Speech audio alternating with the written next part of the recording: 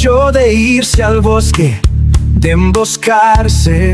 Esto es lo que en adelante llamaremos la emboscadura. Contemplamos, o sea, que hacemos un templo con la libertad de la persona singular en este mundo. Ernst Jünger en la emboscadura. Somos una casa de letras, un lugar para encontrarnos en el claro del bosque.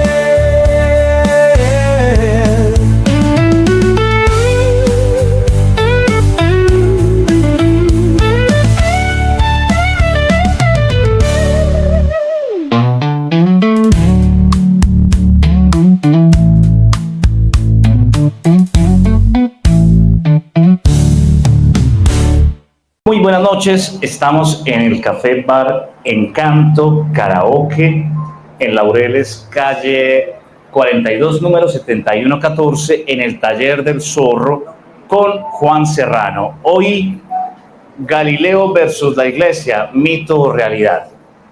Para poner en contexto a quienes están presentes y a quienes nos verán en el futuro, el Taller del Zorro es un evento de La Emboscadura, que es una casa de letras, un lugar para encontrarnos.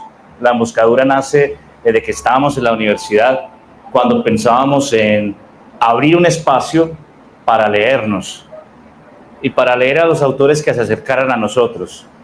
Hoy en día hemos publicado a 13 autores de 12 países, tenemos un blog, tenemos un canal de YouTube en el que compartimos la creación literaria, el pensamiento y el arte, la música también, de personas que se acercan a La Emboscadura, cuyo lema es que somos una casa de letras, un lugar para encontrarnos, donde contemplamos la libertad de la persona singular en este mundo.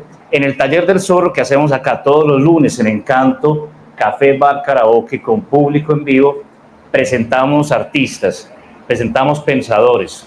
Y hoy estamos con Juan Serrano, un amigo, un compañero de camino.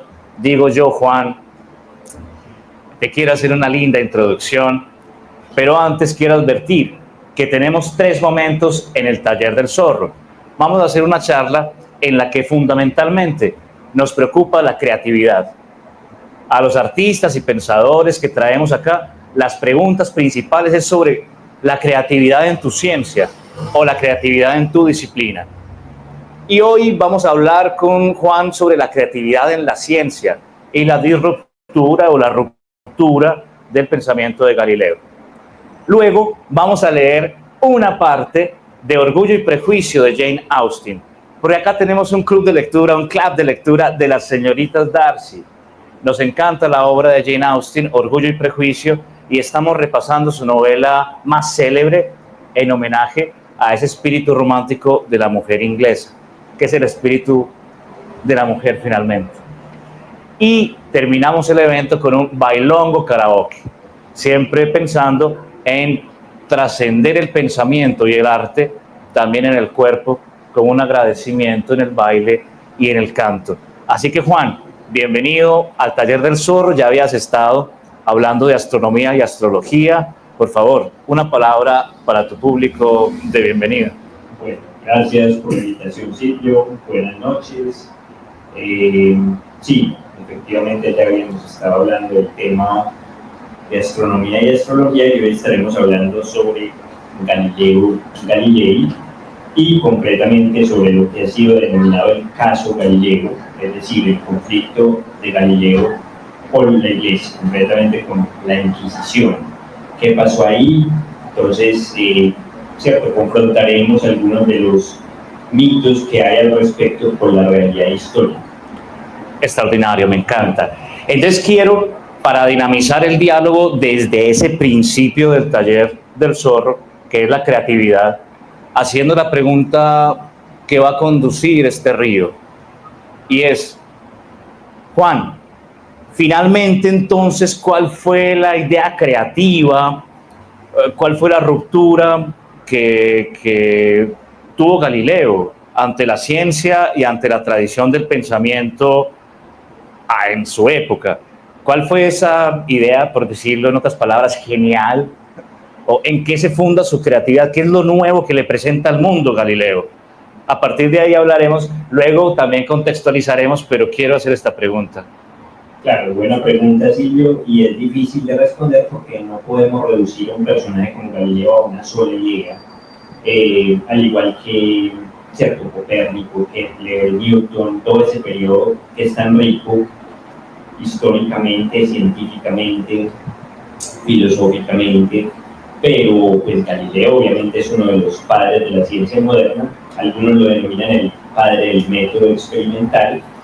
Hay una ruptura importante y es que, bueno, a Galileo ya no le importa qué hayan dicho los sabios del pasado, concretamente, por ejemplo, Aristóteles, que era considerado el filósofo por excelencia, sino bueno, vamos a confrontar estas cosas con experimentos, ¿cierto? Ya no importa qué dijo Aristóteles, por ejemplo, si las cosas caen proporcionalmente a su peso, ¿cierto? El tiempo es proporcional al peso de la caída, sino que, bueno, vamos a hacer experimentos, vamos a tirar cosas de diferentes pesos, a ver cómo caen, ese tipo de cosas, o sus famosos experimentos con los planos inclinados, ¿cierto? Pero hay una idea muy importante en la que nos vamos a centrar aquí, y es que Galileo es uno de los arquitectos de la revolución que ya había iniciado antes Nicolás Copérnico. Galileo, al igual que Kepler, es uno de los primeros copernicanos convencidos de que el Sol es el que está en el centro del sistema solar, que era el universo conocido en ese entonces, y la Tierra es un planeta más. Pero entonces... Esa es una idea creativa, esa es una idea disruptiva en su época. Bastante creativa, pero digamos que podemos atribuir esta idea a Copérnico, ¿cierto? ¿Qué hace Galileo con él? Bueno, Galileo, ¿por qué se volvió copernicano? ¿Por qué se volvió defensor de esta idea? Porque Galileo, y aquí viene la parte creativa, desarrolló un nuevo instrumento para explorar el universo, que es el telescopio. No lo inventó Galileo, pero Galileo se enteró de que los holandeses estaban haciendo este tipo de aparatos y nadie antes había utilizado este instrumento de manera fructífera para investigar los cuerpos celestes. Y esto fue lo que convirtió a Galileo en copernicano. Después podemos explicar por qué concretamente. Pero yo diría que la parte más importante creativa de Galileo en este contexto es que con su uso del telescopio como instrumento de investigación astronómica nos abrió una nueva ventana del universo. La demostración. La demostración y la observación directa de estas nuevas cosas en el cielo, como la naturaleza de la Luna, los satélites de Júpiter, las fases de Venus. Entonces ahora sí contextualicemos a Galileo, porque me estás hablando de alguien que es sumamente capaz. O sea, no solamente conoce toda la ciencia, el pensamiento de su tiempo, sino que también sabe manejar los espejos para hacer un telescopio. ¿Quién era Galileo? Cuenta al público que por ahí tiene el nombre, pero no sabe quién fue. Exactamente, yo lo equipararía a Isaac Newton, digamos, tanto en su capacidad teórica como matemático, digamos, y su capacidad manual, porque Galileo también era capaz de construir estos instrumentos, pulía él mismo los lentes, ¿cierto? Entonces, digamos que ambas cosas también confluyeron ahí. Galileo, bueno, el padre de Galileo era un teórico de la música. Bueno. ¿Cierto? Digamos que era... Estamos hablando de post-renacimiento italiano. Sí, estamos hablando de... ¿Qué año? Galileo nace en 1564 y muere en 1640. ¿Sabes en qué ciudad de Italia? Si no estoy mal, en Pisa. Galileo nace en Pisa.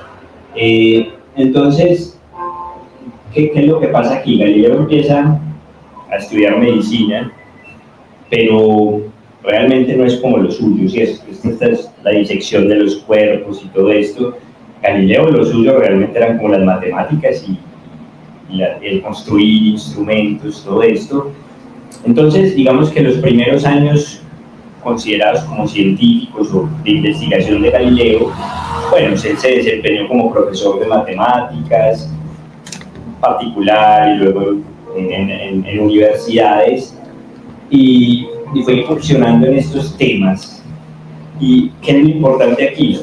Galileo era un defensor, es decir, estaba como entre la tradición y la modernidad, porque era un defensor inicialmente de las ideas de Aristóteles, de las ideas tradicionales de la cosmología. Del sistema tolemaico. Del sistema tolemaico, exactamente, el geocentrismo, la Tierra en el centro, todo esto. ¿Qué es lo que vuelve a Galileo un copernicano?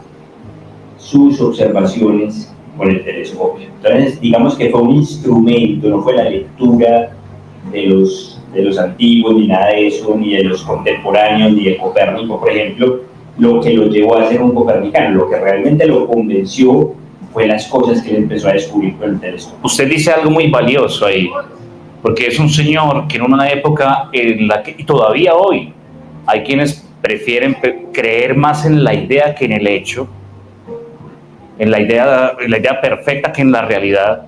Es uno que identifica, ve algo y dice, no, es que yo lo he visto. Y empieza a negar la idea redonda y perfecta, prefiriendo su observación, aunque sea caótica, porque era caótica. Lo de los planetas era una locura, ¿cierto? Nadie había inventado estos términos incluso para designar estos objetos. Primero que todo, la Luna se consideraba, claro, desde la cosmología antigua, desde Aristóteles, como algo perfecto. Todos los cuerpos celestes eran supuestamente perfectos, incorruptibles, algo que no debía tener como una naturaleza terrestre. Galileo dirige el telescopio a la Luna, entonces en finales de 1609, y empieza a ver montañas, valles, ¿cierto? Lo que hoy conocemos como cráteres. Entonces, no, la superficie de la Luna es corrupta. Es totalmente claro. Pero lo digo en esos términos porque se hablaba así. Sí. Hay cosas corruptas, perfectas o imperfectas. Claro, parece como una tierra, parece como otra tierra, y empieza como a revaluar estas ideas. Pero entonces Galileo fue lo suficientemente abierto de mente para considerar que estas cosas que estaba viendo a través de su instrumento óptico no eran alucinaciones producto de la óptica como pensaban algunos aristotélicos. Es decir, no bastaba, pasó con algunas personas que Galileo decía, bueno, no creen lo que estoy viendo, pues ahí está el telescopio, miren a través de él. No, pero es que esos son distorsiones producidas por el aparato, ¿cierto? Eso no es real. No, Galileo era un realista. Y en el sentido del copernicanismo también, es decir, él pensaba que el sistema copernicano era la verdadera estructura del universo, que el Sol estaba quieto en el centro y que la Tierra era un planeta más, al igual que Copérnico. Bueno, ahora una pregunta para entrar en el debate de si es mito o realidad su pelea con la Iglesia. ¿Galileo era creyente? ¿Galileo era un ateo como los ateos de ahora? Contextualiza a los oyentes, porque uno tiende a creer que las personas en el pasado y en el futuro van a pensar y sentir, o pensaron y sintieron como uno. Y bueno, ¿cómo era la relación de Galileo con la Iglesia o con el credo? Bueno, Galileo siempre fue un creyente, indudablemente. Obviamente, por las dificultades que tuvo con la Iglesia, de las cuales hablaremos a continuación, tuvo que... Es decir, uno está convencido al leer a Galileo de que está totalmente seguro de que el copernicanismo es la verdad, pero él no podía decir eso, ¿cierto? Él tenía que plantear esto como una hipótesis más. Es decir, sí, está la hipótesis de Ptolomeo, la Tierra es el centro, pero está la hipótesis de Copérnico también, que la Tierra es un planeta más. Yo las tengo que presentar, digamos, de una manera neutral. Esa era la idea del diálogo del cual hablaremos, pero Galileo no hace eso. Galileo claramente, cuando uno lo lee, está defendiendo el copernicanismo, y por esto fue el problema, ¿cierto? Es decir, pensaba que esa era realmente la constitución del universo. Entonces, cuando estaba hablando antes de los descubrimientos, hablé de la Luna. Lo que realmente convence a Galileo es que, bueno, empieza a ver otras cosas totalmente inesperadas, dirige su telescopio a Júpiter y ve que hay 4 objetos que están más o menos siempre cerca de Júpiter. Inicialmente él piensa que son estrellas, como digo, no están todavía los términos inventados.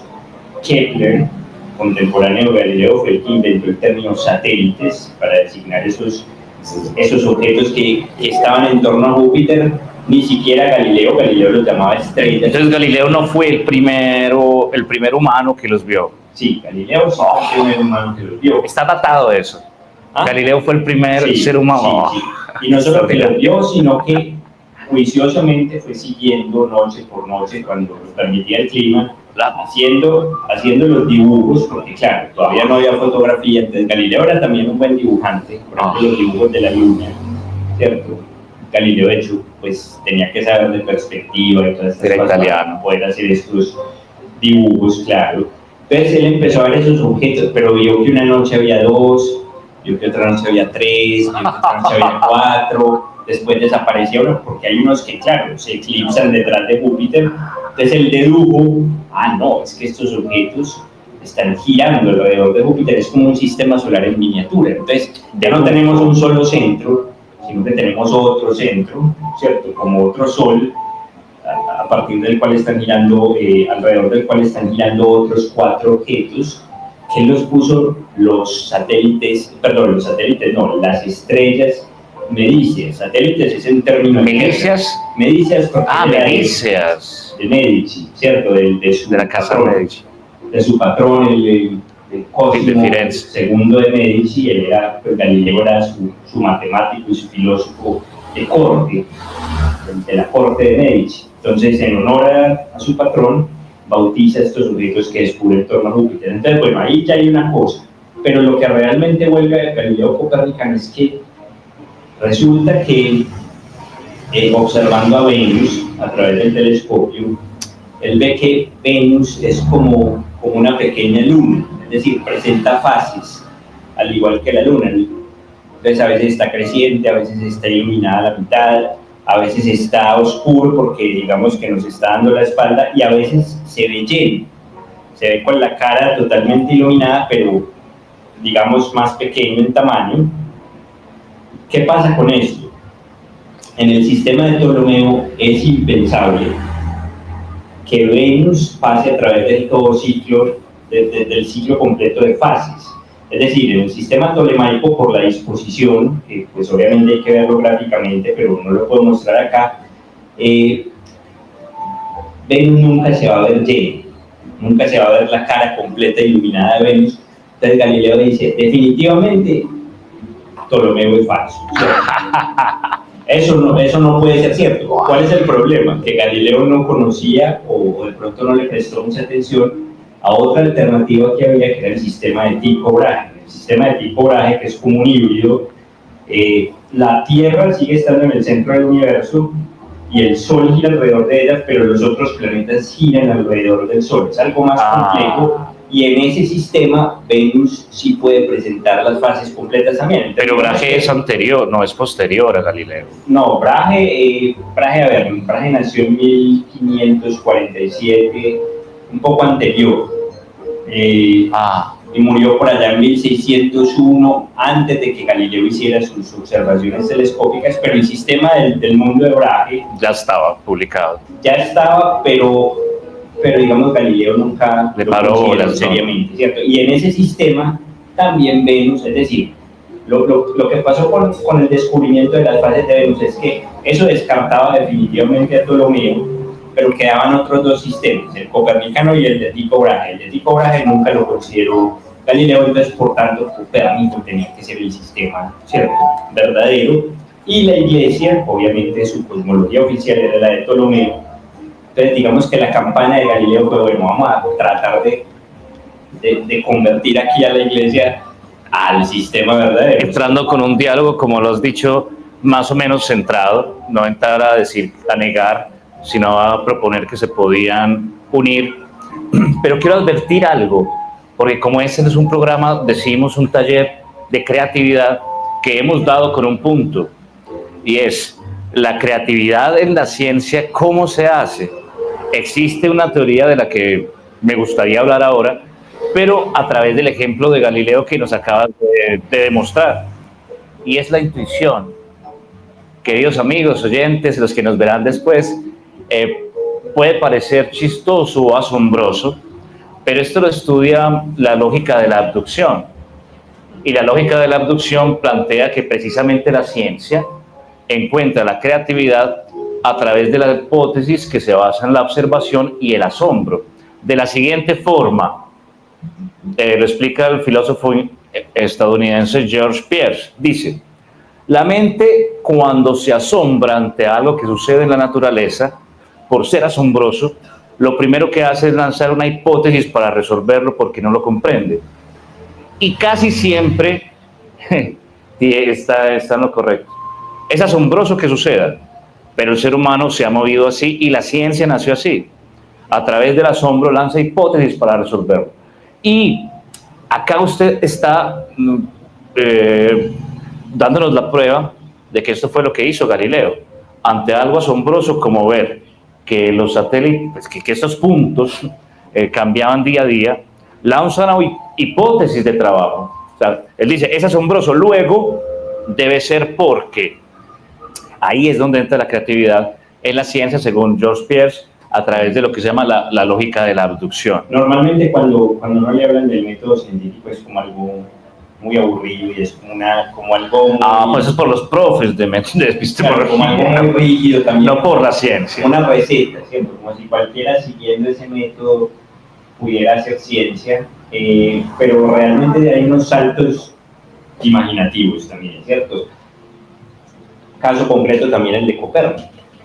¿Cómo fue el salto creativo de Copérnico? Pues no se sabe exactamente porque, digamos, me apasiona Galileo, o sea, tanto Galileo como Copérnico, pues ya, digamos, asumen esto, que la Tierra es un planeta más, todo eso, pero básicamente es como una cosa que tiene que ver como con el sentido de proporción. Entonces, según Ptolomeo, según el sistema geocéntrico, la Tierra está en el centro quieta y todo el universo conocido, que era limitado por la esfera de las estrellas fijas, es decir, los planetas conocidos eran Mercurio, Venus, la Tierra no era considerada planeta hasta ese entonces, pero bueno, el Sol, la Luna, Marte, ¿no? Marte, Júpiter y Saturno, y luego seguía la esfera de las estrellas fijas. Todas esas verdad. Estaban a la misma distancia. Estaban pintadas allá arriba como el techo de Encanto. Y eran equidistantes, pero entonces, bueno, eso tenía que estar muy lejos igual, porque no se notaban cambios en las posiciones de esas estrellas. Entonces tenían que estar muy lejos, entonces Copérnico dice, venga, no es mejor, no es más razonable que la Tierra dé la vuelta en torno a su propio eje en 24 horas, a que toda esa cosa tan grande, todo el universo gire en torno a la Tierra en 24 horas. Es algo como de proporción. O sea, obedece a su intuición. De nuevo volvemos a la lógica de la abducción. Eso me parece extraordinario y quiero resaltar dos cosas antes de hacerte la pregunta sobre el litigio con la Iglesia. Sí. Quiero resaltar la creatividad italiana, renacimental y ahora aplicada en la ciencia, la perspectiva de Brunelleschi, la cosmología. Y también quiero hacer un guiño a la literatura española, porque fíjense que mientras los italianos comprueban esto, los españoles, a través de la navegación y a través de primero la navegación y segundo la literatura, Lupercio de Argensola estaba hace mucho diciendo, porque ese cielo azul que todos vemos ni es cielo ni es azul. Lástima grande que no sea verdad tanta belleza. Y estaba, no me acuerdo en este momento, discúlpenme, ustedes recordarán, uno de los conquistadores, que una noche mirando el cielo, gritó y dijo, a mí que nadie me diga que la Tierra es plana, que yo estoy viendo que hay una curva, y mi observación vale más que cualquier cosa. Justo como Magallanes, creo que fue Magallanes, sí. Miró y dijo, a mí me vale, yo estoy viendo la curva, me vale lo que digan. Quiero resaltar esas cosas, ¿no? Una tan culturales, sí, era un navegante. Porque, ¿por dónde empieza la cosa, cierto? Esa era, digamos, una de las razones de Galileo. Bueno, perdón, navegante que vino también era italiano, Cristoforo. Claro. Los viajes de exploración son muy importantes en esa época porque se está descubriendo un nuevo mundo y fuera de eso se están descubriendo esos nuevos mundos también. ¿Cierto? Había que estudiar. Aquí y arriba también.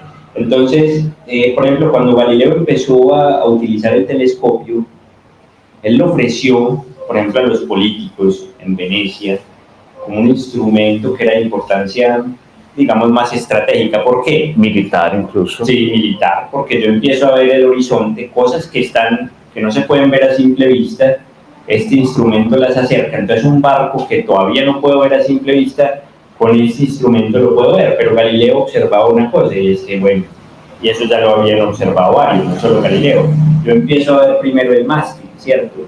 El mástil, yo no veo todo el barco completo. Eso, entonces, la observación. Hay una curva. Si veo primero el mástil, ¿qué pasa con el resto? Claro, va saliendo, ¿cierto? Va saliendo a medida que se va acercando, entonces sí hay una curvatura.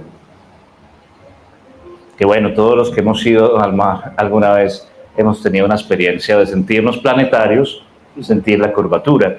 Quiero ahora entonces dirigir la pregunta sobre el conflicto con la Iglesia, porque, y también es bonito resaltar esto, como he dicho, solemos creer que en el pasado y en el futuro la gente siempre pensaba y pensará igual a uno.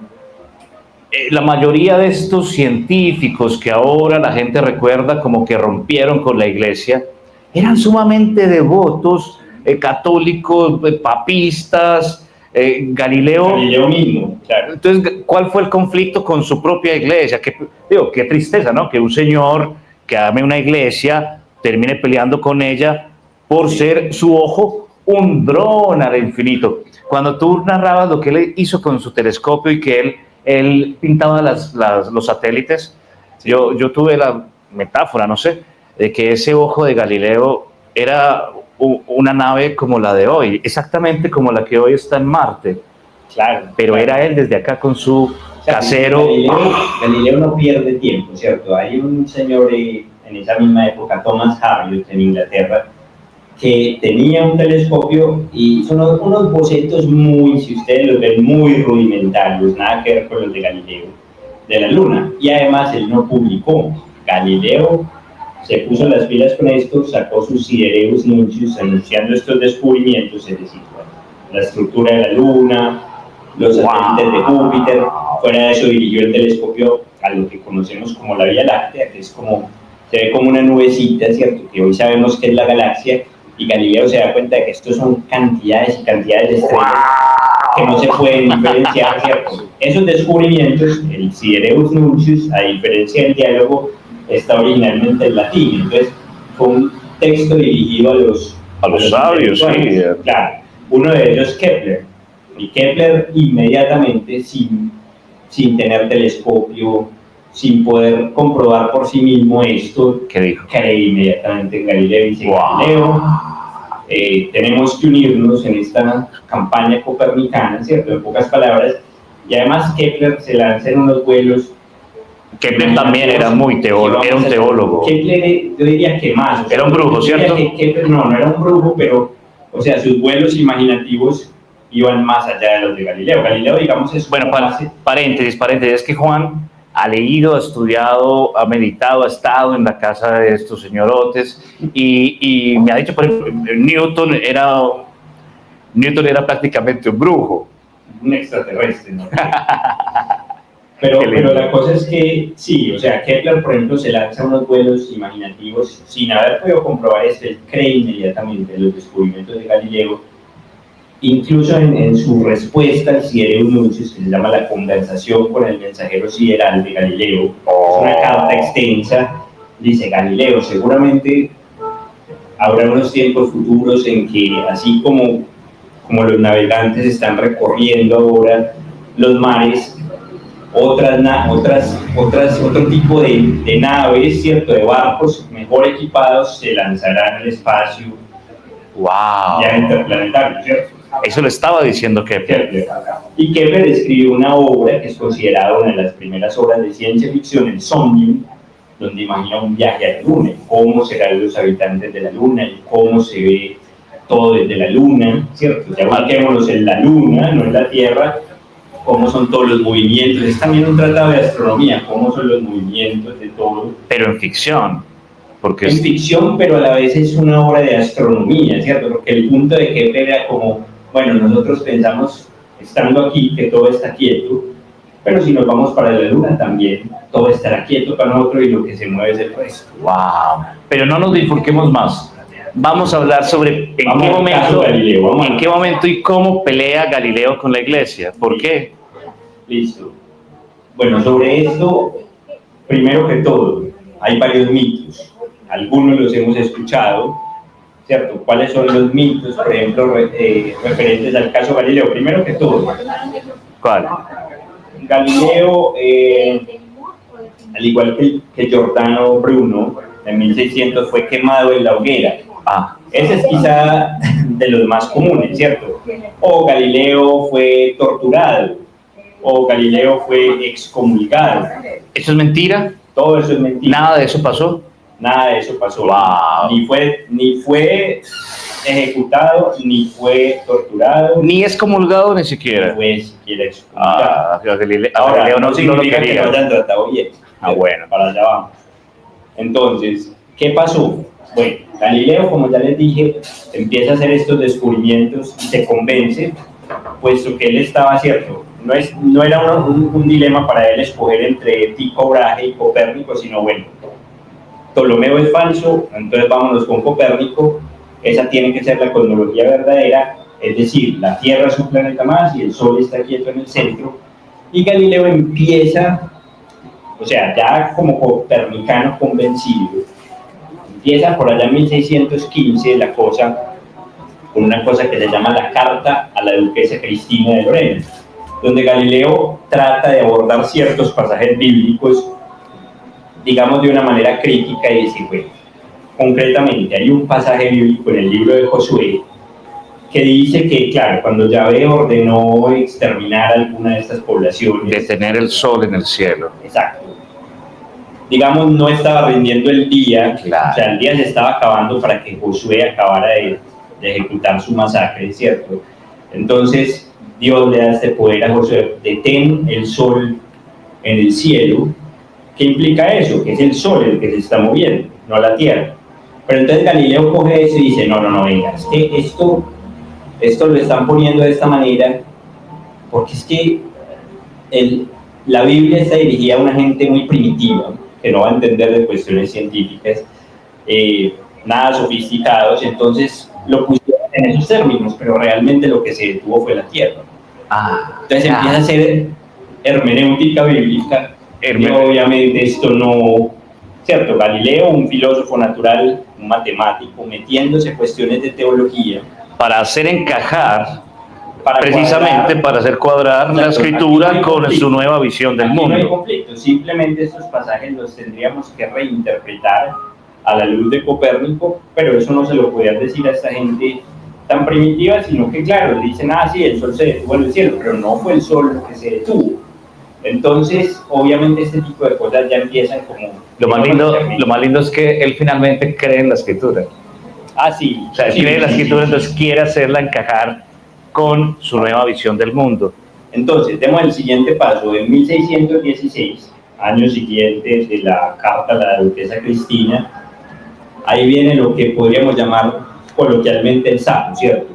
El sapo. Niccolò Lorini, un dominicano, un fraile dominicano, se entera a partir de unos sermones en Florencia que los galileanos están diciendo estas cosas de que el sol está quieto, que la tierra está en movimiento y que no es la tierra la que está en el centro. Entonces él, desde su celo religioso como dominicano, Que a eso se dedicaban muchos de los dominicanos. siente la necesidad de denunciar, ¿cierto?, esto a la Inquisición.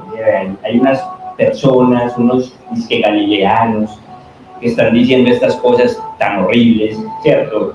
Entonces, digamos que lo reporta, 1616, y ahí es donde realmente podemos decir que empieza el caso Galileo. Ahí es el inicio del caso Galileo, 1616.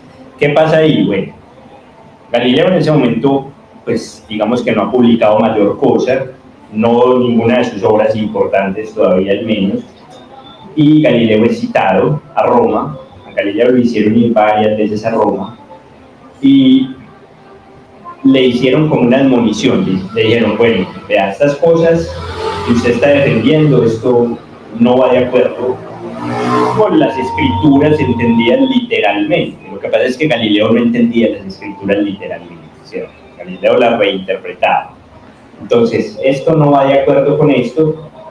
Usted puede, digamos, hablar de esto, pero siempre y cuando sea como una hipótesis, no como la verdad, como la realidad, ¿cierto? Entonces, en ese momento nace la ciencia. nace más bien el caso Galileo, ¿cierto? Nace más bien como la prohibición, en 1616, por parte de la Inquisición, de el copernicanismo, con la inclusión en el índice de libros prohibidos del De Revolutionius de Copérnico, el libro de Copérnico sobre las revoluciones, que fue el que se considera como iniciador de la revolución científica, es incluido en el índice de libros prohibidos. Y a Galileo le dicen, prohibido mantener, defender y enseñar esta doctrina. ¡Wow! Esa fue la censura, esa fue la condena. 1616, no. O sea, no le quitaron el postre. No, estamos apenas en la primera advertencia que le hicimos. Bueno. ¿Qué pasó luego? Entonces, bueno, supuestamente el índice de revolución de Copérnico está en el índice de libros prohibidos a partir de ese entonces hasta que sea corregido. Dice. ¿Corregido es qué? Ojo, corregido es qué. Por ejemplo, hay unas anotaciones marginales en la copia del libro de Copérnico que perteneció a Galileo, donde por ejemplo hay un encabezado que dice sobre el triple movimiento de la Tierra, ¿cierto? Así lo pone Copérnico porque Copérnico está asumiendo que la Tierra se mueve, y Galileo tacha como buen devoto, ¿cierto? Y pone sobre la hipótesis del triple movimiento de la Tierra, ¿cierto? Siempre y cuando sea como hipótesis. Entonces, incluye, digamos, el resultado inicial de esta campaña de Galileo es la inclusión del libro de Copérnico, justo lo que él no quería, en el índice de libros prohibidos. Y, ojo, no vuelva a mencionar el tema, ¿cierto? Poco después de eso, un teólogo jesuita, Roberto Bellarmino, muy dogmático, por cierto, le da a Galileo como un certificado, ¿cierto? Porque empiezan los rumores, que Galileo, incluso desde esa época, los rumores empezaron, ¿cierto? Que a Galileo lo obligaron a jurar, a retractarse de sus posiciones, y no era cierto. En ese momento Galileo no se había retractado de nada. Entonces Bellarmino le da un certificado diciendo, no, el señor Galileo simplemente se le hizo una advertencia, pero él en ningún momento se ha tenido que retractar de nada, y digamos que estos temas son delicados, mejor que no los discuta, pero Galileo en ningún momento ha sido se ha censurado, retractado, que fue lo que eventualmente le tocó hacer. Bueno, ¿y cómo llega a la abjuración? ¿En qué momento a Galileo le toca decir que no cree en lo que sí cree? Y esto es uno de los episodios pues, más dramáticos en la historia de la ciencia y del pensamiento. Ver un monstruo, una figura, un titán de estos, tener que decir que no cree en lo que cree, que no cree en lo que ha trabajado. Sí. ¿Por qué tuvo que llegar a eso? En lo que le muestra la realidad. Es obvio, ¿cierto? ¿Por qué llegó a eso? ¿Cómo llega a eso? ¿A qué? ¿A tener que abjurar? ¿A tener que? ¿Abjurar? Bueno. Pues lo que pasa es que, claro, tenemos que seguir con la historia. Entonces, bueno, esta es la primera advertencia, la inclusión del libro de Copérnico en el índice. Galileo, digamos que durante unos años va a otros temas. Entonces hay una polémica, por ejemplo, en 1618 con los jesuitas en torno a los cometas. Hay como 3 cometas que se ven por esa época. Curiosamente, Galileo aquí fue el que terminó estando equivocado, ¿cierto? Los jesuitas decían, siguiendo a Tycho Brahe era el favorito de los jesuitas porque era como un compromiso, ¿cierto? Era como, podemos explicar las apariencias celestes dejando a la Tierra quieta en el centro, pero igual podemos explicar otros fenómenos. Entonces, digamos que era como un híbrido. Entonces les gustaba eso.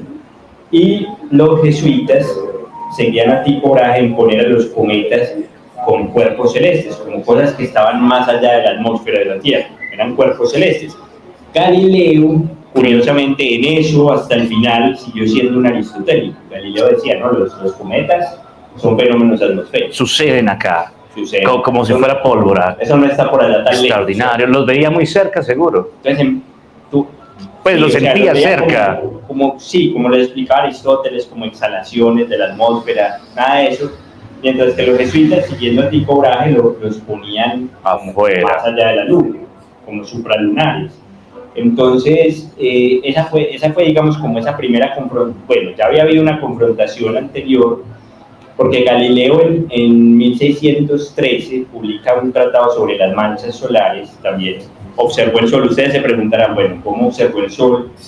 Sin las huevonadas que lo obligan Galileo a... al final sí ya estaba como ciego, pero lo observaba proyectando. Tenía que verse quedado ciego. Proyectándolo, pero veía que había unas manchitas oscuras en el sol. Eso tampoco cuadraba con Aristóteles.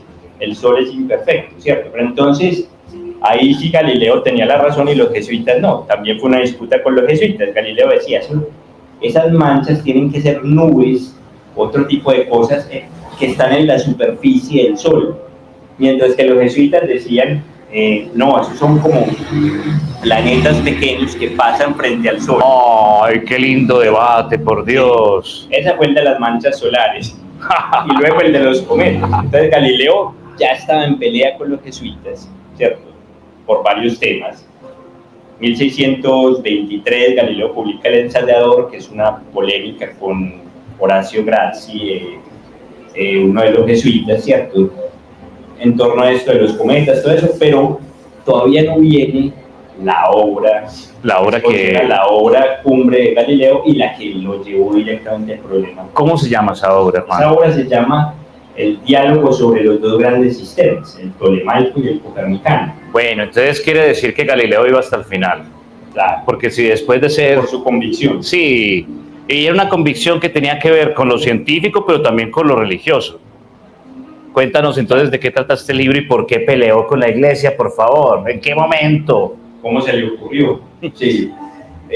Bueno, resulta que, Galileo ya le habían hecho esa advertencia, pero digamos estaba la insinuación de que la cosa no era grave si el hombre hablaba del copernicanismo como una hipótesis más, ¿cierto? No como la realidad, sino como una hipótesis. Galileo era amigo de Maffeo Barberini, que resultó siendo después el Papa Urbano VIII, tuvo audiencias privadas con el Papa. Entonces Galileo dijo, tengo esta idea de hacer un libro, un diálogo, presentando ambas visiones. El Papa le dice, listo, no hay problema, siempre y cuando usted sea neutral, ¿cierto? Usted presenta las visiones neutrales, usted no toma partido por ninguna. Muy difícil. Muy difícil. ¿Y qué hizo Galileo? Claro, sí, esa era su... Pero ya le habían hecho una advertencia, ¿cierto? Entonces, 1632, que es el año de la publicación de este diálogo, Galileo, ¿qué es lo que hace aquí? Hay tres personajes, ¿cierto? Seguramente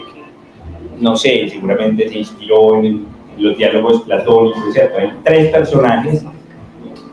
Simplicio, que es como el defensor de las ideas aristotélicas, tolemaicas, como las ideas tradicionales, y además Simplicio en italiano, simple, ¿cierto? El simple, como el que realmente no está a la talla de los otros dos personajes, que son Salviati, que es el portavoz de Galileo, claramente, y Sagredo, que es como otra persona educada, supuestamente neutral, pero resulta que no es tan neutral, ¿cierto? Es más bien como el lado de Galileo.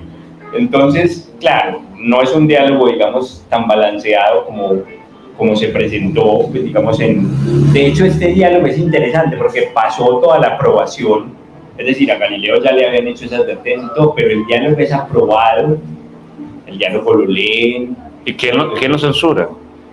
¿Quién lo censura? Entonces, la cuestión es que, ya el diálogo, ya la publicación había sido aprobada, todo esto, había habido unas charlas previas, como les dije, con el Papa Urbano VIII, en las cuales, Galileo hace uno de sus principales argumentos. Galileo creía que podía probar el movimiento de la Tierra con las mareas. No voy a entrar en detalles, pero él pensaba que con con las mareas él podía probar el movimiento, por lo menos de rotación de la Tierra. Él le había presentado ese argumento al Papa y el Papa le dijo, pues a mí realmente no me convence eso, pero pues puede ser, ¿cierto? Dentro de todas las posibilidades, porque Dios es omnipotente, pues en últimas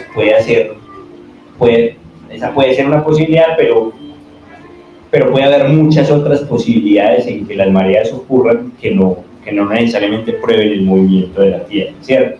Entonces Galileo introduce ese argumento en el diálogo, el argumento del Papa, en boca de Simplicio.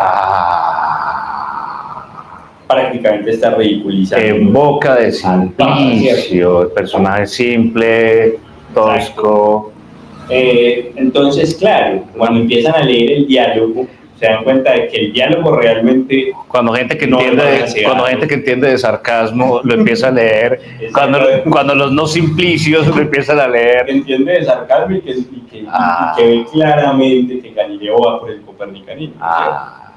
Entonces, y que bueno, cierto, es demasiado claro quién es el portavoz ahí de Galileo y cuál es el sistema. Y entonces, ¿cómo lo condenan? Bueno, entonces... ahí vamos, ¿cierto? Entonces, bueno, empiezan a hacer estas denuncias, bueno, pero venga, es que, ¿cómo así? El diálogo, prácticamente el diálogo fue un gol que metió Galileo, porque, como les dije, ese libro fue aprobado inicialmente, pero ya después lo empezaron seguro a leer con mayor determinación. Lo leyeron bien. Sí. Ya lo leyeron bien. Moraleja, todos los correctores de estilo desde esa época nunca leen nada, sigue hasta el final. Seguro lo leyeron muy superficialmente, claro, pero no, porque si aquí Galileo claramente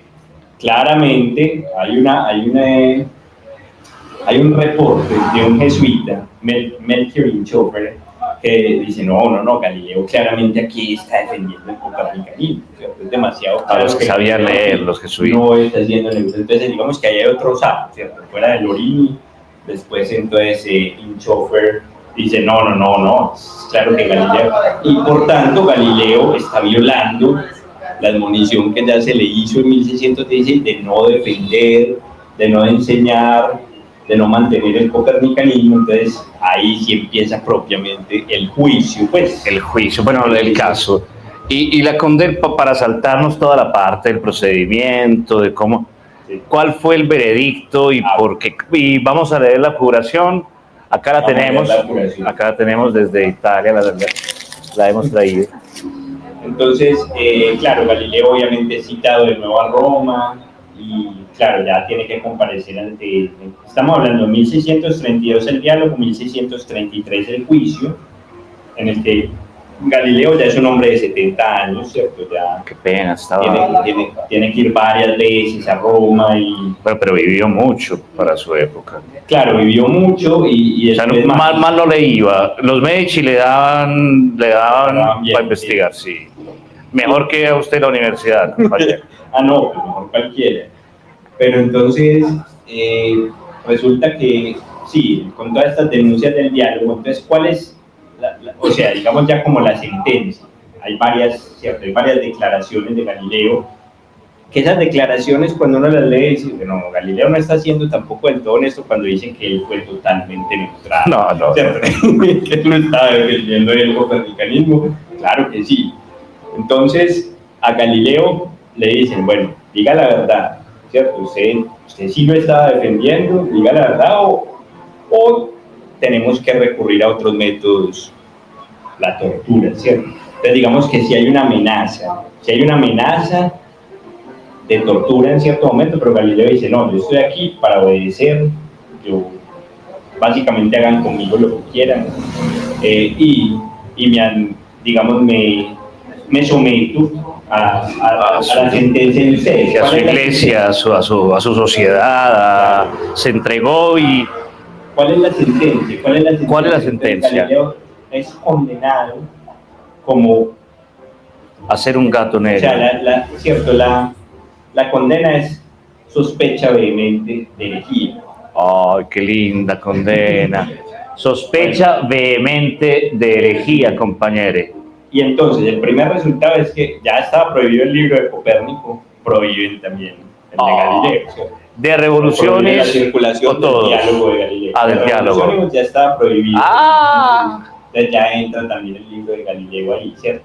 Curiosamente, el libro de Copérnico estuvo prohibido, estuvo en el índice de libros prohibidos hasta 1835. Hasta hace poco. Sí, sí. Hasta el siglo XIX. Pues poco. Entonces ya, prohibido también el de Galileo. ¿Cuál es la sentencia? Arresto domiciliario. No es Y le ponen una pierna, una salera. localizador. Y va igual al estadio a alentar. Galileo, Galileo. No, Galileo, arresto domiciliario. Él estuvo recluido sus últimos años en una villa en las afueras de Florencia, Arcetri. Como todos queremos pasar la prisión domiciliaria Y ya sí, en el castillo de Firenze. No puede volver a hablar de este tema, de temas cosmológicos. No puede volver a hablarlo, pero él seguramente siguió escribiendo y No pintando. significa que Galileo haya dejado de serlo.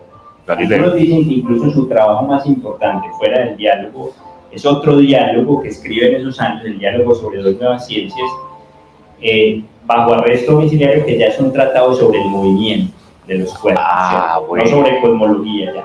Y es publicado en Holanda. Ese sí es de física, entonces. Publicado en Holanda.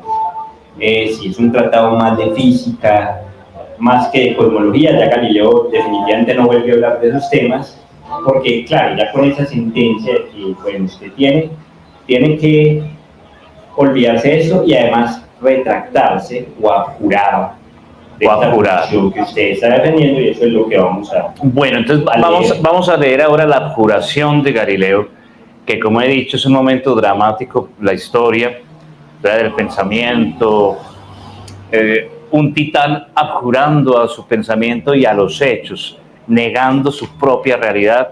Lo va a leer Juan Serrano, doctor en filosofía, compañero de camino, y luego, para los que acaban de llegar, para todos, luego recuerdo, después de terminar nuestra charla, quien quiera puede hacerle preguntas a Juan. Claro. Después vamos a leer una parte de Jane Austen de Orgullo y Prejuicio.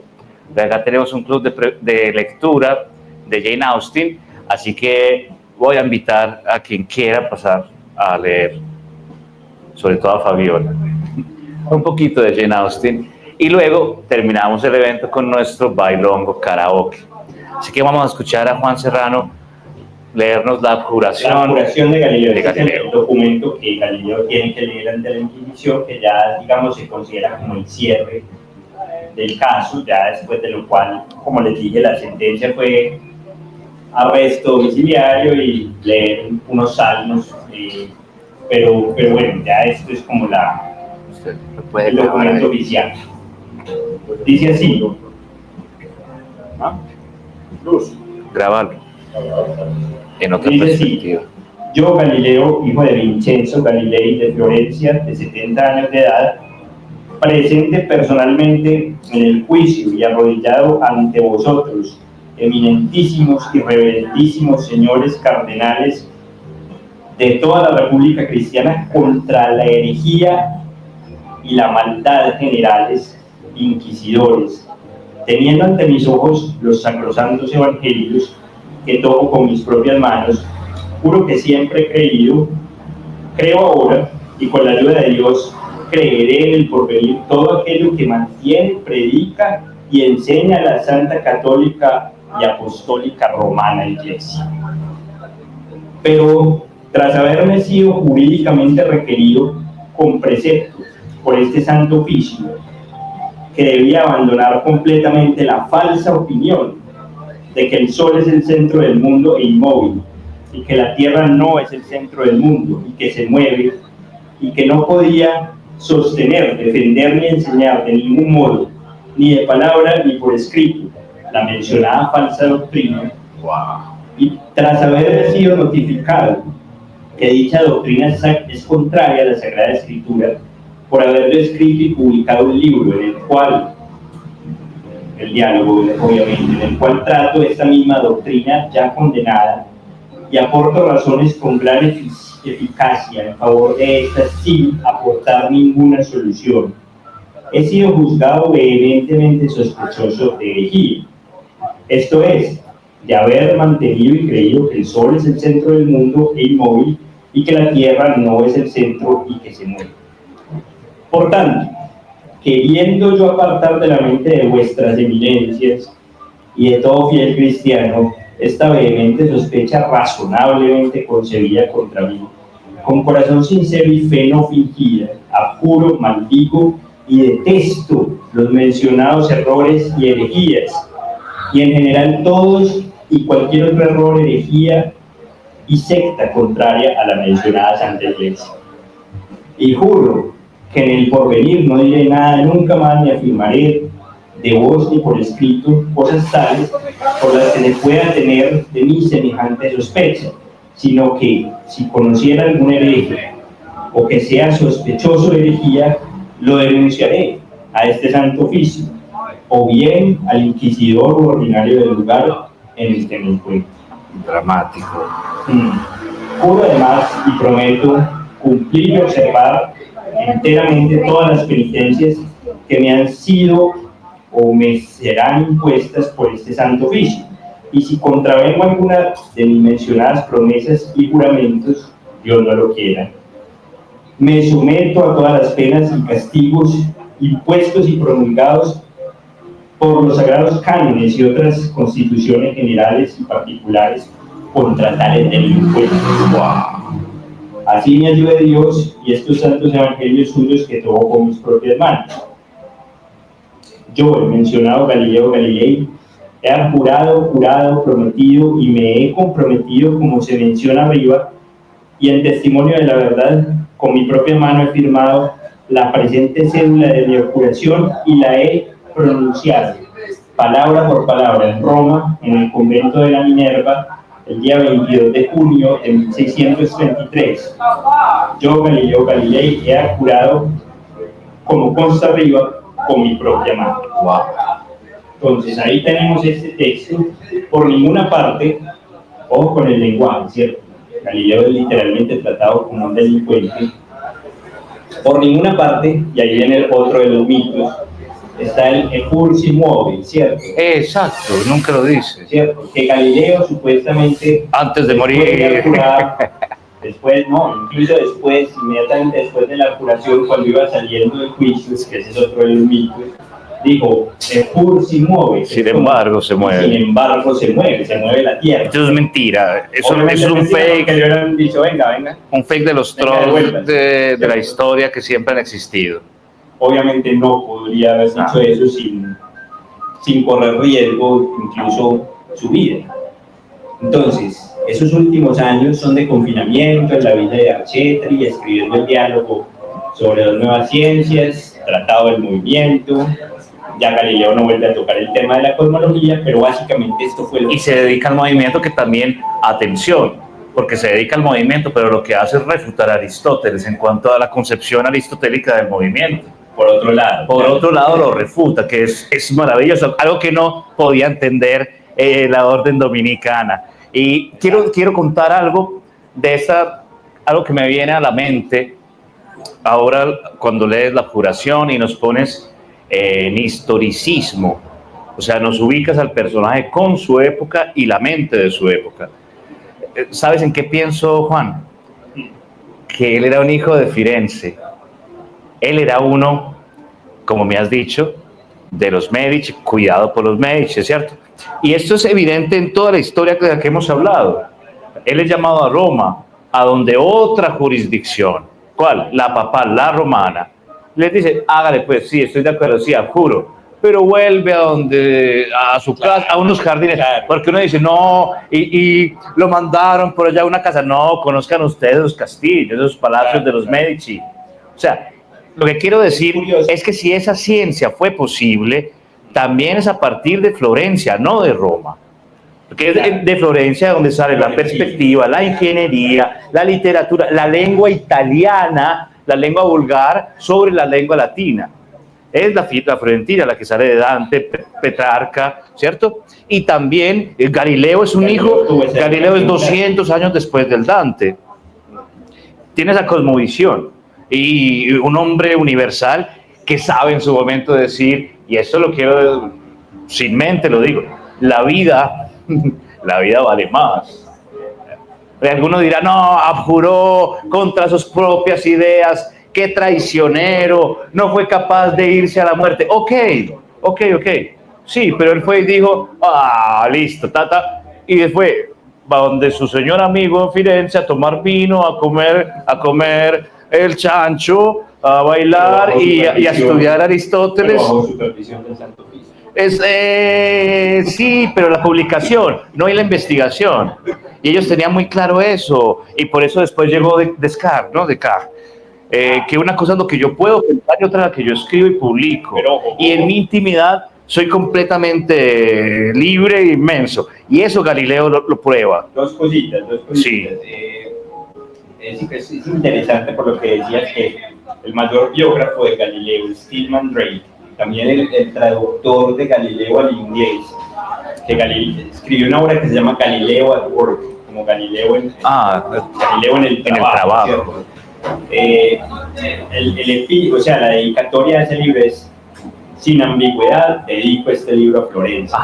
Sí, eso es lo que yo estaba pensando, porque mire, yo estudié en Florencia y he vivido allí, y Galileo se presenta y es como esos espíritus que están en todos lados. Es un genio fiorentino, sí, que lo ves en las esquinas. O sea, no es que lo sientas, es que es una identidad. Está, es como no es una metáfora, es como Botero en Medellín, que está en todos lados. Galileo está en todos lados, como Dante está en todos lados, como, bueno, la memoria, y está acá, que es lo más lindo, es que 4 o 5 siglos después estamos en el taller del zorro, de la emboscadura, en Encanto Bar, hablando de él, de ese genio que fue capaz en su cuarto de crear un telescopio, observar, decir, creo en mi observación, y pintarla, y cambiar el pensamiento. Muchachos, quiero que quien quiera hacer alguna pregunta. Y una cosita más. Juan, vayan pensando las preguntas mientras Juan habla. A Descartes. Descartes, sí. Porque, también jesuita como usted y yo. Sí, pero Descartes se enteró de esto, de toda esta cosa del caso Galileo. Él tenía un libro listo, un tratado del mundo y de la luz. Y él dijo, no, yo no me voy a arriesgar. Lo retiró, yo no me voy a arriesgar. Qué grande, a mí no me van a cortar la cabeza. No sé si grande, pero porque uno lee o sea, yo sabía que lo había retirado, pero hace poco leí ya, digamos, como en una carta de Descartes diciendo estas cosas, ¿cierto? Y que no, yo no puedo ir en contra de la iglesia, ¿cierto? Pues yo no me atrevería. Pero en el discurso del método parte haciendo una suposición que si la hubiera seguido por algún lado, la habría llevado. Claro. No a eso por la época, pero... Digamos que las ideas sobre estos temas de Descartes ya son póstumas. Los principios de la filosofía de 1644, bueno, no póstumas, pero ya digamos, pues muy al final de la vida de Descartes, porque él en ese momento no se atrevió con lo que había pasado con Galileo. Entonces hemos entendido ahora también como una tradición de pensamiento, que está bueno, antes de terminar, recordarla para los oyentes, para los estudiosos, los estudiantes, los profesores. Usted me habla entonces de Tycho Brahe, sí, ¿cierto? De Copérnico como el padre del pensamiento que cambia con la estructura tolemaica. El inicio de la revolución. De Kepler, que es el parcero que dice, yo creo en este florentino, creo del todo en este geniecito. Me cae muy bien Kepler en toda esta historia, porque ese man es un inglés de mierda, perdón por decir.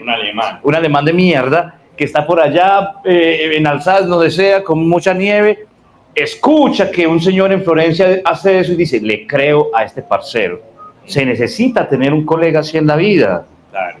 Si no fuera por Kepler, entonces. Y es desafortunado que digamos o sea, que no haya sido reciprocado. Galileo estaba marihuanado y no le importaba leer a Kepler. Le importó lo que le escribiera Kepler. Sí, entiendo.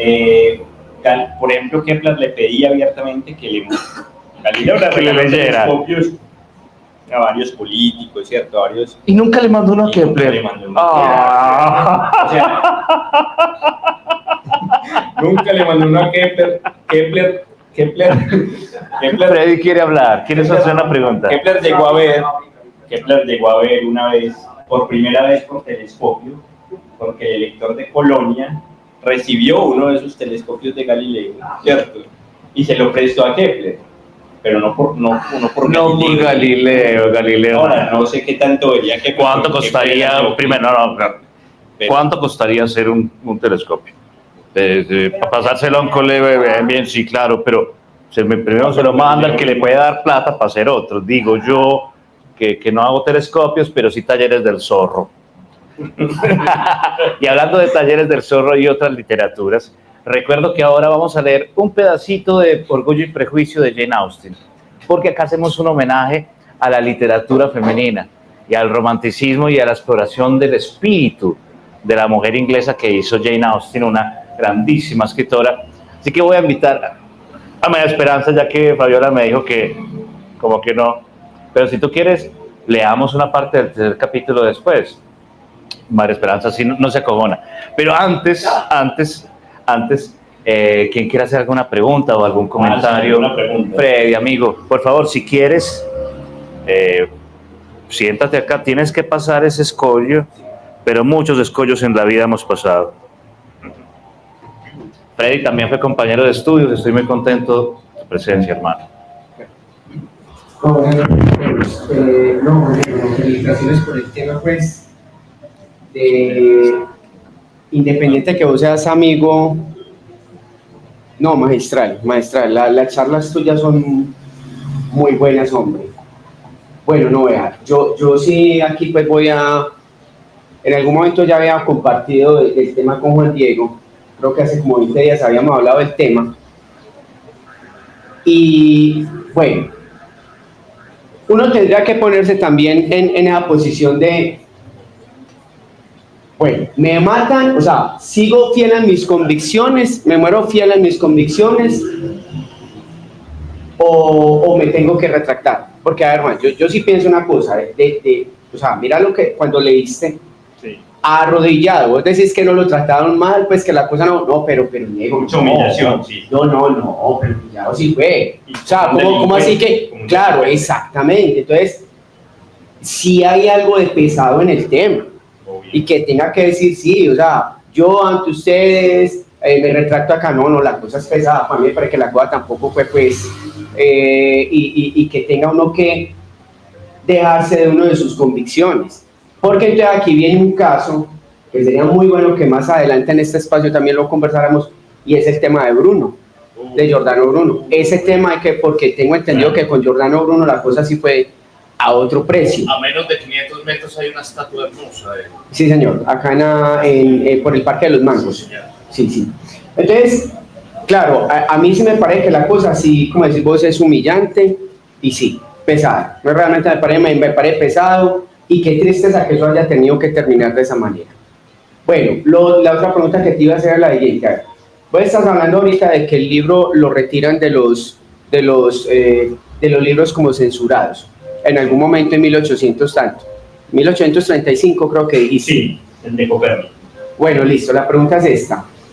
¿En qué momento la Iglesia, todos estos libros que en su momento habían censurados, y cómo es ese proceso? Es decir, a ver, ¿es porque hay una apertura en lo científico o qué pasa ahí? O sea, porque entonces ahí tendríamos que, sí, se involucran temas históricos, científicos, pero ¿qué es lo que pasa? Es decir, ¿por qué esos libros salen de ahí? Y si es que la Iglesia empieza a darle una apertura a la ciencia de otra manera.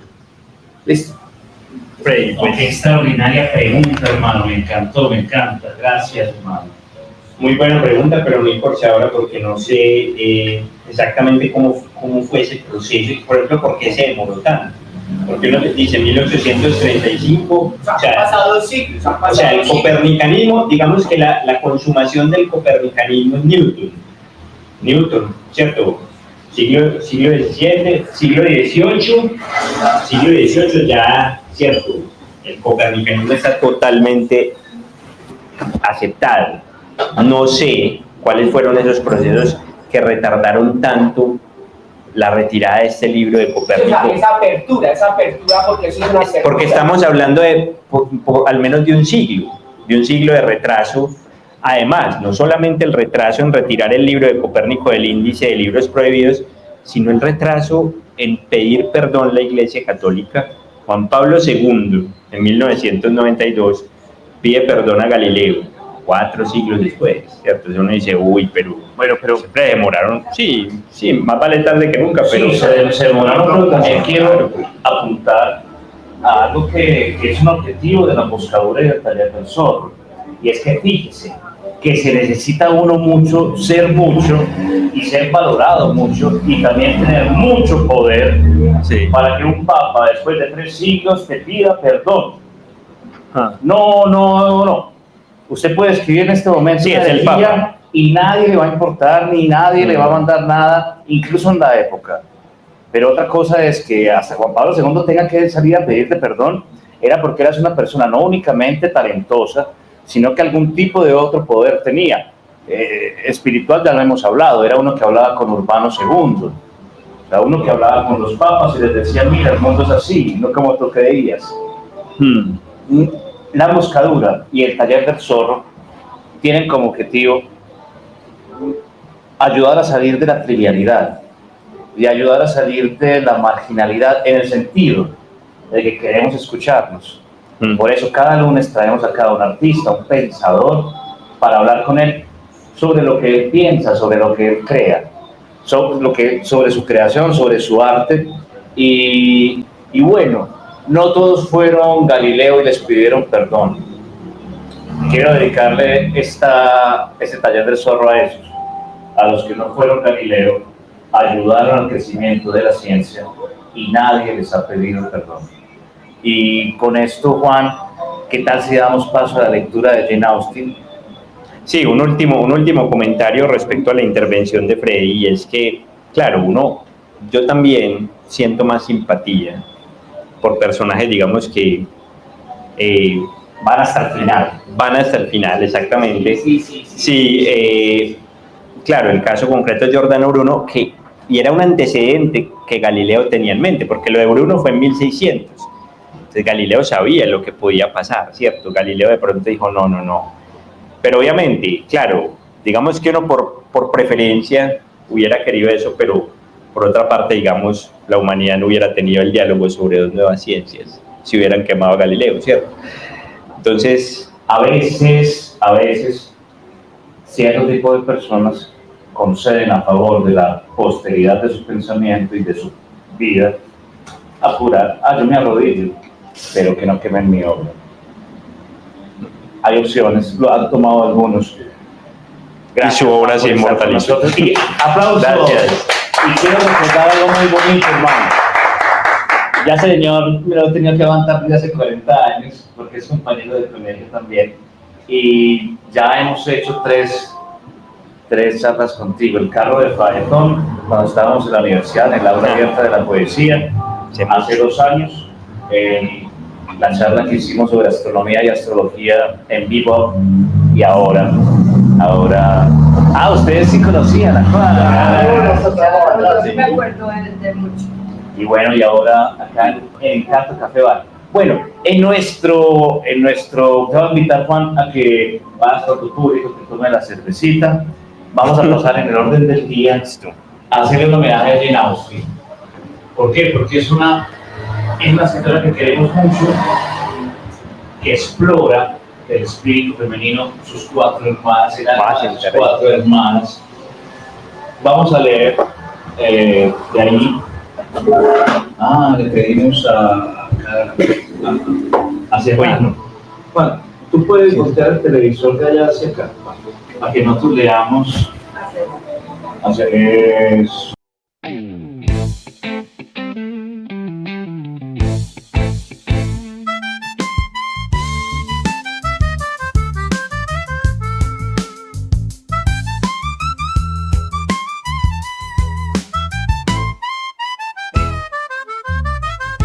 El hecho de irse al bosque, de emboscarse, esto es lo que en adelante llamaremos la emboscadura.